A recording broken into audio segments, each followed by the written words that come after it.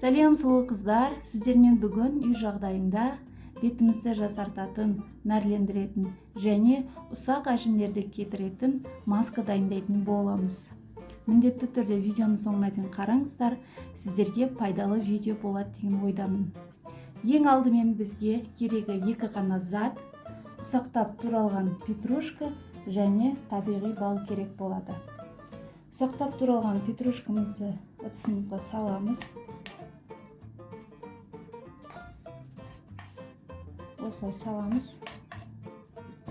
Және петрушканың үстіне жарты шай қасық табиғи балымызды қосамыз.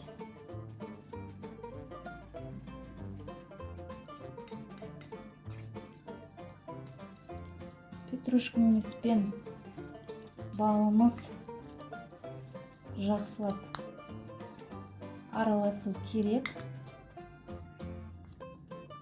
1-2 минутқа қалдырып қойсаңыздар да болады. Осылай біркелкетіп араластырып аламыз.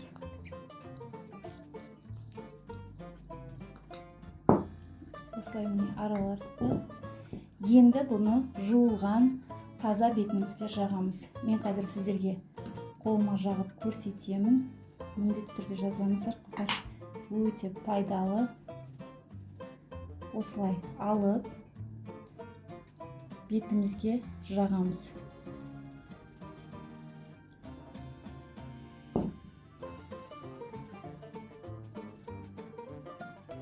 Осылай қалыңдап қойсаңыздар болады беттеріңізге. 15-20 минут қоямыз, қыздар.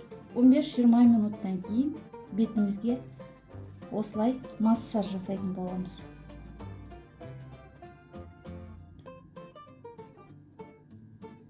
Тағы да 5-10 минут осылай массаж жасаңыздар, қыздар.